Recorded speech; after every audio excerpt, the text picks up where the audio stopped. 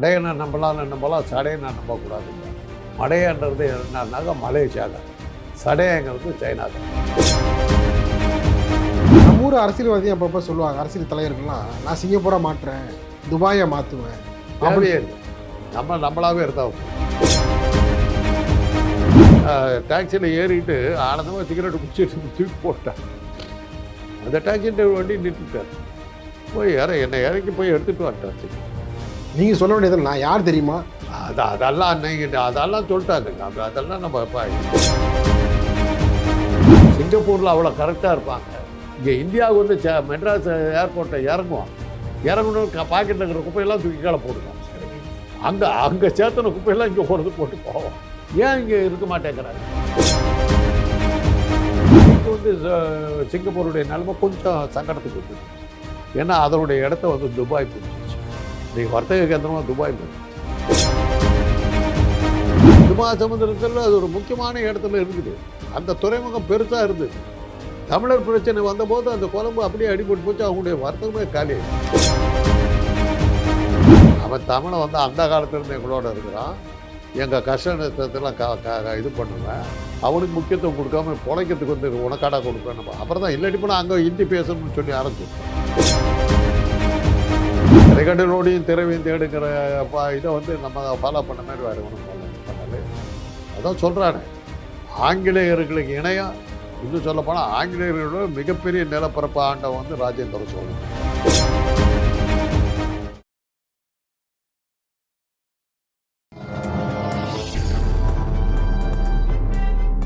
பத்திரிகை.com நேயர்களுக்கு இனிய வணக்கம். உலக தலைவர்கள் வரிசையில் சிங்கப்பூரை செதுக்கிய சிற்பி லீ குவான் யூ எப்படியெல்லாம் சிங்கப்பூரை உருவாக்கினார்? 31 வருஷம் அந்த நாட்டில் வந்து அதிபராக இருந்து சிங்கப்பூரை வந்து உலகின் ஒரு முக்கியமான வணிக தலைநகரமாக எப்படி மாற்றினார் என்பது உள்ளிட்ட பல்வேறு கேள்விகளுக்கு பதிலளிக்க இணைந்திருக்கிறார் விமர்சகர் மருத்துவர் காந்தராஜ் அவர்கள். வணக்கம் சார், நல்லா இருக்கீங்களா சார்? லீ குவான் யூ சிங்கப்பூரை வந்து ரொம்ப பார்த்திங்கன்னா ரொம்ப அப்படி ஒரு வளமற்ற, இதில் ஒன்றுமே இல்லை, இது எப்படி வந்து முன்னேற்றுறது, உலக நாட்டு தலைவர்கள்லாம் வந்து பார்த்து ரொம்ப திரும்பி சென்ற நிலையில் ஒரு சவாலை எடுத்துக்கிட்டு அந்த நாட்டை முன்னேற்ற பாதையில் கொண்டு சென்றார். அவருக்கு துணையாக சீனர்களும் மலைய மக்களும், அதை விட வந்து தமிழர்களும் ரொம்ப உறுதுணையாக இருந்தாங்க. 1959 பிரதமராக வராரு, 90 வரைக்கும் இருக்கிறார். அதுக்கு பிறகு வழி விட்டதுக்கப்புறம் அமைச்சராக வந்து பணியாற்றுறார். சிங்கப்பூரை வந்து அடுத்த நிலையை கொண்டு போகிறார். மலேசியாவில் வந்து பிரிந்து இன்றைக்கி சிங்கப்பூர் வந்து உலக நாடுகள்லாம் பெரிய முக்கியமான நாடாக இருக்குது. மலேசியா அதே நிலையில் தான் இன்னமும் இருந்துக்கிட்டு இருக்கு. ஒரு குறிப்பிட்ட அளவு வளர்ச்சியல். லீ குவான் யூ சொல்கிற செய்தி உலக நாட்டு தலைவர்களுக்கு எப்படிப்பட்டது சார்? சிங்கப்பூர் வந்து நீங்கள் எடுத்தீங்கன்னா மலையாவோட ஒட்டிக்கிட்டு இருக்கிறதுனால தான் அது மேப்லேயே வருது. இல்லாட்டி போனால் ஒரு புள்ளி தான். உலக வரைபடத்தில் புள்ளி தான். இப்போ சேஷல்ஸ்ன்னு ஒரு தீவுக்கு போயிடும். ஆமாம், சேஷல்ஸ் ஒரு 50 மைல் சுற்றளவுக்குள்ளார தான் அந்த தீவு. வேகமாக ஓடினோம்னா தண்ணீர் விழுந்துருவோம், கடல் வந்துடும். அப்போ ஓடக்கூட முடியாது, அவ்வளோ சின்ன தீவு. செல்வ செழிப்பு. ஏன்னா சில இடங்களுக்கு போகிறதுக்கு இதெல்லாம் வர்றதுக்கு அந்த தீவு ஒரு சென்டராக இருக்குது, ஜங்ஷன் மாதிரி. இப்போ ஜோலார்பேட்டை இருக்குது. ஜோலார்பேட்டை வந்து பெரிய வர்த்தக கேந்திரம் கிடையாது. ஒரு மத்தியான ஒரு இடத்துல இருக்கிறதுனால எல்லா ரயிலும் அங்கே நின்று போகிறது, தண்ணி பிடிக்கிறதுக்கு எல்லாத்துக்கும் அந்த இடம் நல்லா வசதியாக இருந்தது. அதனால தான் ஜோலார்பேட்டை ஜங்ஷனாகவே இருக்குது. மற்றபடி அதுக்கு மக்களும் கிடையாது. ஜோலார்பேட்டைக்கு டிக்கெட் வாங்கிட்டு போகிறவங்க ரொம்ப குறைச்சல். ஜோலார்பேட்டையிலேருந்து பெங்களூருக்கு போகிறோம், ஜோலார்பேட்டையிலேருந்து கொச்சிக்கு போகிறோம், ஜோலார்பேட்டையிலேருந்து சேலம் போகிறவங்க தான் இருப்பாங்க ஒளி ஜோலார்பேட்டைக்கு போகிறவங்க ஒருத்தமே இருக்க மாட்டான். அந்த மாதிரி இடத்துல இந்த சேஷல்ஸ் இதெல்லாம் இருக்குது. அதே மாதிரி தான் சிங்கப்பூர். மலேயாவுக்கு இருந்தார். சிங்கப்பூரில் என்னன்னா, மலேயாவுக்கு சிங்கப்பூருக்கு என்ன வித்தியாசம்னா, மலேயாவில் வந்து மலேசியர்கள், அந்த சன்சாத சாயில் அந்த மக்கள், அந்த ஊர் சேர்ந்தவங்க, தமிழர்கள், சீனர்கள். இதில் வந்து அவங்க அங்கே நம்ம ஊர்க்காரங்க, நம்ம தமிழர்கிட்ட போய் பேசணும்னா மலையாவில் கோலாலம்பூரில் எல்லாம் போனோம்னா மடையனை நம்பலாம் சடையனை நம்பக்கூடாதுப்பா. மடையன்றது என்னன்னாக்கா மலேசியாக்காரன், சடையங்கிறது சைனாக்காரன். மடையன் சடையன். மடையனை நம்பலாம், சடையனை நம்பக்கூடாது. இங்கே சொல்லுவாங்கல்ல, கல்லணை நம்பலாம், குள்ளனை நம்பக்கூடாது. சைனாக்காரன் வந்து அவனுக்கு ஒரு பேஸ் எங்கே கிடைக்குதுன்னா ஹாங்காங் இதெல்லாம் பக்கத்தில் இருக்கிறதுனால மெயின் சைனாவோட அவனுக்கு ஒரு தொடர்பு இருந்துக்கிட்டே இருந்தது. எப்படி நம்ம ஊர் மாதிரி தான். எப்படி இந்த 1000 சொன்னாலும் எப்படி பார்ப்பனர் நம்மளோட சேர முடியாத ஒரு தனியாக இனமாக இருக்கிறதுக்கு காரணம் அவங்க நம்மளோட ஒத்தே வர மாட்டாங்க, நம்ம மொழியை ஏற்றுக்க மாட்டாங்க, நம்மளும் இது பண்ண மாட்டாங்க. அது அவங்களும் என்ன தான் நம்ம ஒட்டி உறவோட பார்த்தாலும் அவன் வேறையாக தான் இருப்பான். அது மாதிரி சீனர்கள் அந்த மண்ணில் இருந்தால் கூட அவங்களுடைய லாயல்ட்டி பூரா சைனாக்கிட்ட இருந்து. அதே தமிழ்நாட்டு மக்களுக்கு தமிழர்களுக்கும் அந்த பேர் உண்டு. இங்கே சம்பாரித்து அவங்க தமிழ்நாட்டுக்கு அனுப்புகிறாங்க. அதைத்தான் அந்த மலையக்காரருங்க, மலையாவுடைய ஒரிஜினல் இவங்க வந்து அதுக்குள்ளே பெரிய அந்த மலையக்காரங்க வந்து பெரிய சீனர்களுக்கு தமிழர்களுக்கு எதிர்ப்பாக அவங்க நின்றதுனால தான் லீ குவான் யூ வந்து ஒரு பெரிய தலைவராக உருவெடுத்து சிங்கப்பூரை தனியாக பிரிச்சிட்டார். சிங்கப்பூரை பிரித்ததுங்கிறது என்னாச்சுன்னா, அன்னைக்கு வந்து ஒரு முக்கியமான இடத்துல அது இருக்கிறதுனால அந்த ஹார்பர், அந்த துறைமுகம் மிக வர்த்தகத்துக்கு மிக முக்கியமான இதாக இருக்குது. ஷெம்பாங் ஷிப்பேட் ஹாங்காங்க்கு ஈக்குவலாக நின்றுச்சு. ஹாங்காங் தனி நாடாக இருந்தவரையில் அவங்களுக்கு இருந்து இன்றைக்கி சைனாவோட சேர்ந்த பிறகு இன்றைக்கி ஹாங்காங் காலியாகி போச்சு, கம்ப்ளீட்டாக காலியாகி போச்சு. அதுவும் இவங்களுக்கு வந்துருச்சு. அதை வச்சுக்கிட்டு அவர் என்ன பண்ணார்னா, நாங்கள் சிங்கப்பூரில் இருந்தபோது எனக்கு சொன்னாங்க, இங்கே சர்வாதிகாரம் தாங்க, எதுத்தெல்லாம் பேச முடியாது. பலதெல்லாம் சில ஊர் ரொம்ப சின்னது, மக்கள் தொகையும் ரொம்ப குறைச்சல், பல புது வகையான திட்டங்கள்லாம் அவர் கொண்டு வந்தார். ஒரு இது சொல்லணுன்னாக்கா, நான் குறுகிய பரப்பளவு கொண்ட ஒரு ஊரில் நீங்கள் நிறைய வாகனங்களை பயன்படுத்த முடியாது.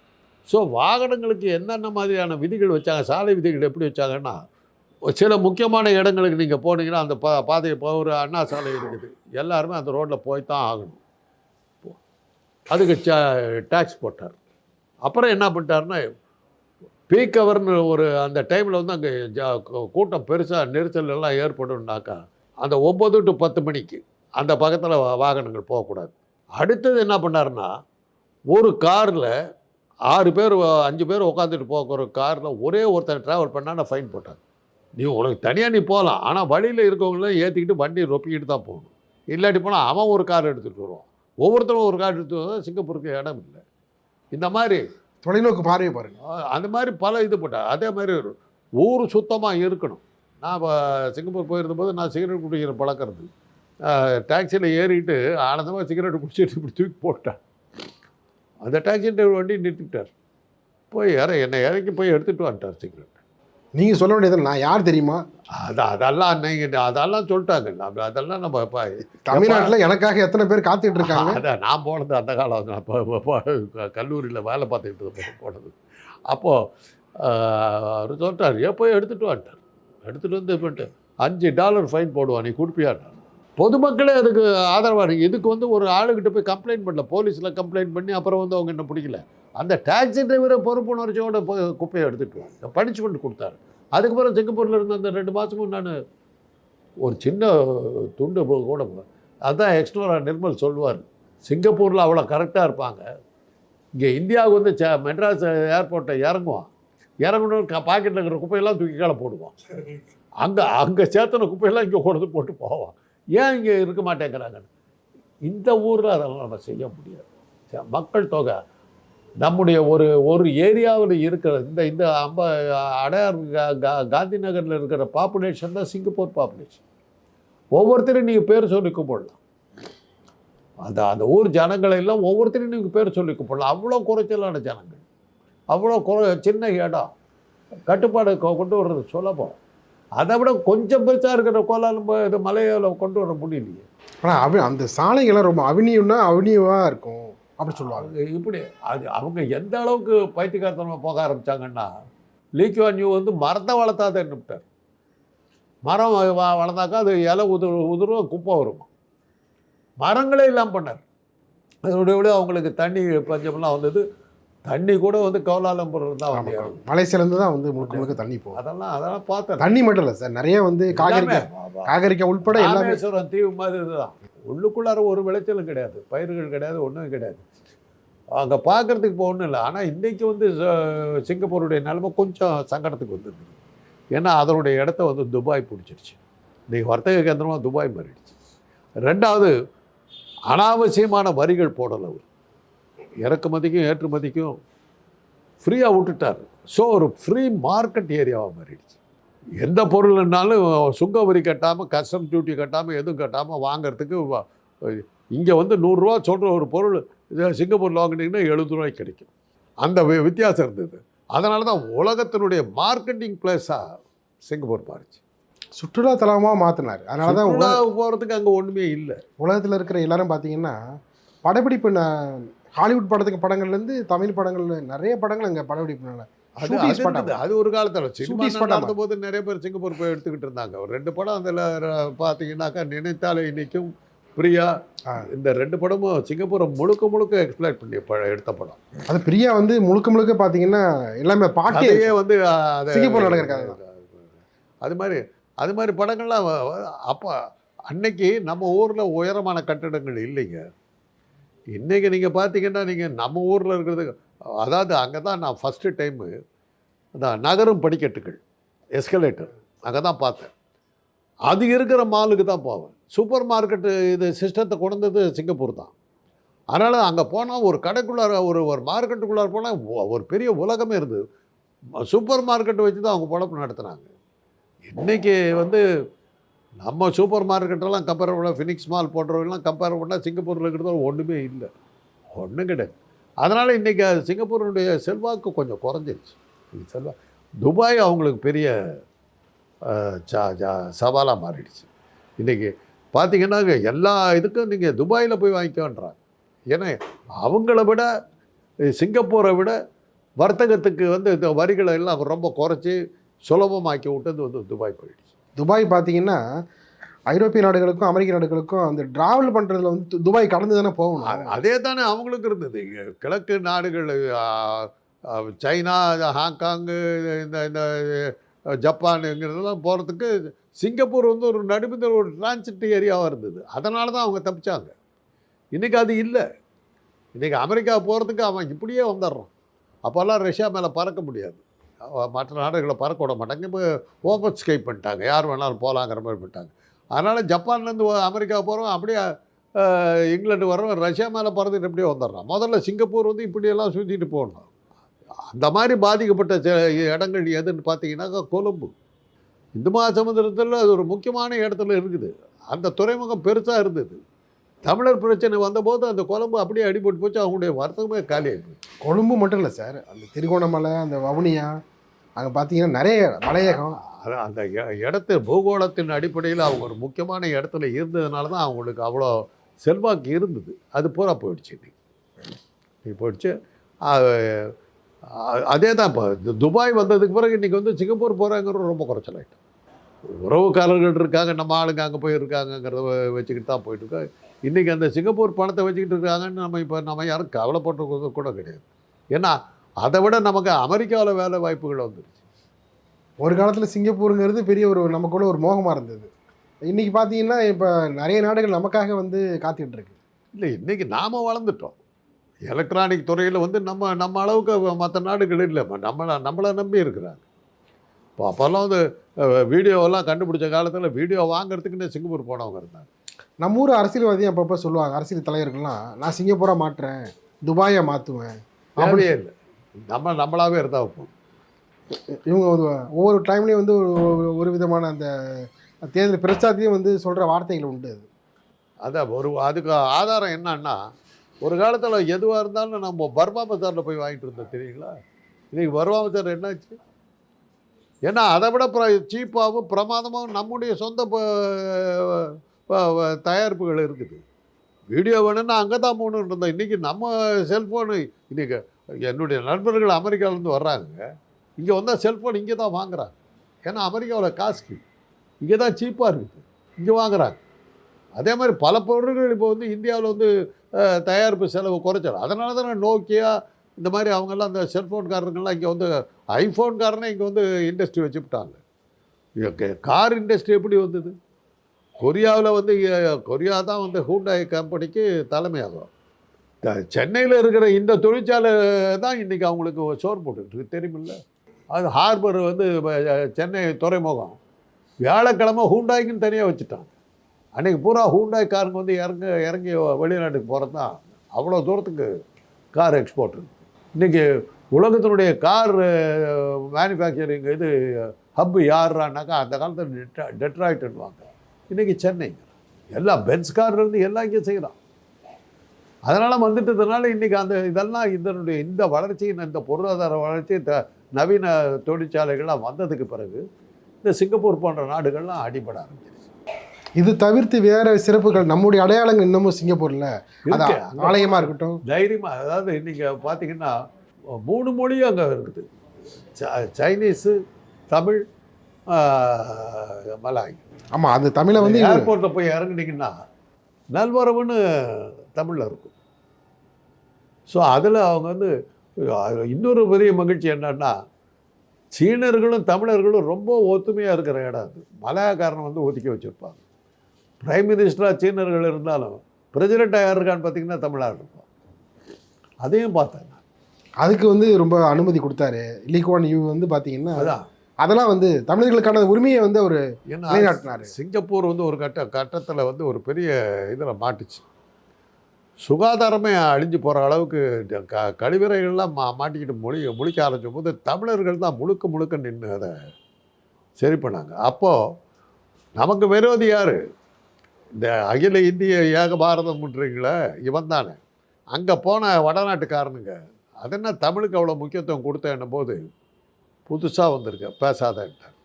அவன் தமிழை வந்து அந்த காலத்துலேருந்து எங்களோட இருக்கிறான், எங்கள் கஷ்ட நஷ்டத்தெல்லாம் இது பண்ணுவேன், அவனுக்கு முக்கியத்துவம் கொடுக்காம பொழைக்கிறதுக்கு வந்து உனக்காடா கொடுப்பேன். நம்ம அப்புறம் தான் இல்லாட்டி போனால் அங்கே ஹிந்தி பேசணும்னு சொல்லி ஆரம்பிச்சிருப்பார். தமிழ் அது சிங்கப்பூர் மட்டும் இல்லை, ஒரு 10க்கு மேற்பட்ட நாடுகளில் தமிழ் வந்து ஆட்சி மொழியாக இருக்குது. அது காரணம் இது தான்.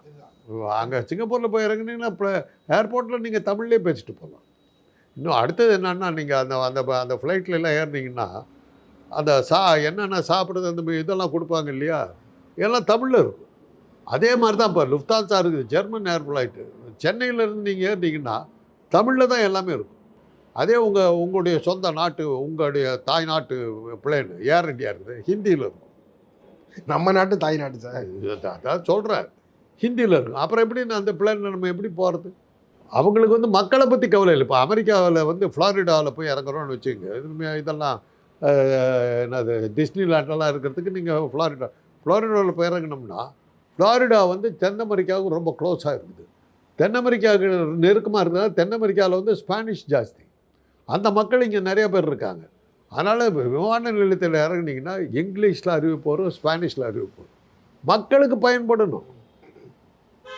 அதை விட்டுட்டு அங்கேயும் போய் ஹிந்தியில் எழுதிக்கிட்டு இருந்தால், இப்போ இங்கே இந்த ஊரில் என்னத்துக்கு எல்லா இடத்துலையும் ஹிந்தியில் எழுதி, ஹைவேஸில் நீங்கள் எழுத வேண்டியது தான். ஏன்னா எல்லா மாநிலத்திலேருந்து வருவாங்க. அந்த ஒரு லாரி டிரைவர்களுக்கு ஒரு லாங்குவேஜ் தெரியுறதுக்கு இங்கிலீஷு ஹிந்தி ரெண்டும் இருக்கிறது தப்பு இல்லை. மற்றபடி லோக்கலில் ஓடுற ரயில்வே ஸ்டேஷனுக்கெல்லாம் என்னத்துக்கு ஹிந்தியில் எழுதுறீங்க, தேவை என்ன இருக்குது? அப்போ தான் ஒரு தடவை குழந்தைகளுக்கு கொடுக்குற ஒரு மருந்தை ஹிந்தியில் பிரிண்ட் பண்ணி கொடுத்தார். அப்போ வலம்புரிஜான்லாம் அப்போ கொஞ்சம் ஃபேமஸாக இருந்தார். வலம்புரிஜான் வந்து டிவியில் பேசும்போது, குழந்தைகளுக்கு கொடுக்குற மருந்தில் கூட ஹிந்தியை திணிக்கணும்னு நினச்சா என்னையா அர்த்தம்னு கேட்டேன். அப்புறம் தான் அது வித்ட்ரா பண்ணேன். உனக்கு குழந்தை பிழைக்கணுங்கிறது இல்லை, ஹிந்தியும் திணிக்கணும், அதுதான் உனக்கு இருக்குது. அதுதான் இங்கே நடக்குது. இப்போ நீங்கள் வந்து ஏர்போர்ட்டில் போனீங்கன்னா ஏர் இண்டியா விமானம் இருக்குது, அதே அந்த ஜப்பானுக்கு போகிறதுக்கு ஏர் இண்டியா விமானம் இருக்குது, வேறு ஒரு நாட்டு விமானம் இருக்குது. வேறு ஒரு நாட்டு விமானத்தை தான் சூஸ் பண்ணுறாங்க. அதுக்கு காரணம் அது உள்ளார அவங்க கொடுக்குற சலுகைகள், நமக்கு கொடுக்குற மரியாதை. அதனால தான் இதெல்லாம் வந்து தேவையில்லாத இந்த ஒரு வெறி பிடித்த மொழிவெறி ஏகாதிபத்திய புத்தி இருக்கிறதுனால தான் நம்முடைய வர்த்தகம் இப்போ சரியாக எல்லாம் போகிறதுக்கு காரணம் அதுதான் காரணம். மொரீசியஸ், அதுமாதிரி சிசெல்ஸ், நிறைய நாடுகள் பார்த்திங்கன்னா இந்த தமிழ் மொழி மீது அதிக ஈர்ப்பு கொண்டு அவங்க நாட்டு நாணயத்தில் கூட தமிழில் தான் அதெல்லாம் உலகத்துக்கு பெரிய ஒரு எடுத்துக்காட்டு. மூத்த மொழி இல்லை, அங்கெல்லாம் நான் போயிருக்கிறேன், கலாச்சாரம் இது பண்ணியிருக்கிறேன். இன்னும் சொல்லப்போனால் சேஷல்ஸில் வந்து மிகப்பெரிய வர்த்தக சாம்ராஜ்யத்தை நடத்துவர் கேடி பிள்ளைன்னு சொல்லி நம்ம மாயவரத்துக்காரங்க தான் அவர் தான் நடத்துவார். அவர் வச்சு தான் சட்டங்கிற அளவில் இருக்குது. அந்த மாயவரம் கும்பகோணம் அந்த பகுதியில் உள்ளவங்க தான் கொஞ்சம் டாமினேஷன் பண்ணுவாங்க. அதிபருக்கு ஆலோசனை யாருன்னா அந்த பக்கத்தில் உள்ளவங்க தான். ஏன்னா நாங்கள் போனபோது ஹெர்மினின்னு ஒருத்தர் இருக்கார். அவர் இப்போ அவர் வந்து சர்வாதிகாரின்னாங்க, சேஷல்ஸனுடைய சர்வாதிகாரின்னாங்க. நான் வந்து அவங்க கவர்மெண்ட் அழைப்பில் தான் நான் போனேன். போய் அவர் ஹெர்மினி வந்து என்னை பார்க்கணுன்னு சொல்லிட்டார். அவரை பார்க்குறது அவ்வளோ சுலபம் இல்லை, எனக்கு தெரியாது. அப்புறம் போனேன். அவர் இது பண்ணோன்னே, கேடிப்பிள்ளை கெஸ்ட்டாக தானே வந்திருக்கிற நீ அப்படின்னாரு. கவர்மெண்ட்டு வந்து என்னை கூப்பிட்டுருக்கு தெரியும், கேடிப்பிள்ளை ரெக்கமெண்ட் பண்ணி தான் அவனை கூப்பிட்டேன் அப்படின்னாரு. அப்போ தான் தெரிஞ்சது கேடிப்பிள்ளை எந்த அளவுக்கு செல்வாக்கா அங்கே இருக்கிறாரு. அது மாதிரி மொரீஷியஸ் அப்படி தான். ஆமாம், ரெண்டுமே. வையாபுரி இவங்கெல்லாம் ஆறுமுக பரசுராமன் இந்த மாதிரி பெரிய பெரிய பெரிய ஆட்கள்லாம் நம்ம ஆட்கள் நல்லா பிரமாதமாக இருக்காங்க. ராதாகிருஷ்ணன் படையாச்சின்னு ஒருத்தர் மொரிஷியஸ்லேருந்து ஒரு அமைச்சர் இருந்தார், இங்கே வந்திருந்தார். ஏன் வையாபுரி ஆறுமுக பரசுராமன்லாம் எல்லாம் இது அமைச்சர் இதாகவே இருந்தவங்க பேர். இன்றைக்கி கூட அவங்கெல்லாம் பவர்ஃபுல்லாக இருக்காங்க. அதே மாதிரி தென்னாப்பிரிக்காவில் வந்து நீங்கள் மேயர் கீர் எல்லாம் பார்த்தீங்கன்னா நம்ம ஊருக்காரருக்கு தான். எல்லாம் முக்கால்வாசி எங்கேருந்து போயிருக்காங்கன்னு பார்த்தீங்கன்னா கடலூர்லேருந்து போனவங்கள தான். கடலூர், மயிலாடுதுறை, கும்பகோணம் அந்த பகுதியிலேருந்து கொஞ்சம் திரைக்கடல் ஓடி திரவியம் தேடுங்கிறதுல ஒரு தீவிரமாக இருக்கிற பகுதி அது. கரும்பு தோட்டங்கள் பயிர் பண்ணுறதுக்கு இவங்க தான் சரியான ஆளுங்கன்னு சொல்லி அப்போ வெள்ளைக்காரர்கள் தான் கூட்டிகிட்டு போய் அங்கே விட்டாங்க. சேஷல்ஸ் எல்லாம் இன்னும் நான் நினச்சி பார்த்தா ஆச்சரியமாக இருக்குது. ரொம்ப தான் சொன்னேன், வேகமாக ஓடினா தான் சிங்கப்பூரில் கடலில் விழுவுது. சேஷல்ஸில் வேகமாக நடந்தாலே கடலில் விழுந்துடும். அவ்வளோ சின்ன ஊர். திரைக்கடலோடையும் திரவியம் தேடுங்கிற இதை வந்து நம்ம ஃபாலோ பண்ண மாதிரி வேறு ஒன்றும் ஃபாலோ பண்ணலை. அதான் சொல்கிறானே, ஆங்கிலேயர்களுக்கு இணையாக, இன்னும் சொல்லப்போனால் ஆங்கிலேயர்களோட மிகப்பெரிய நிலப்பரப்பு ஆண்டவன் வந்து ராஜேந்திர சோழன். நிகழ்ச்சி பங்கேற்று பல்வேறு கருத்துக்களை தெரிவித்தமைக்கு இதே எங்களிருந்து நன்றி.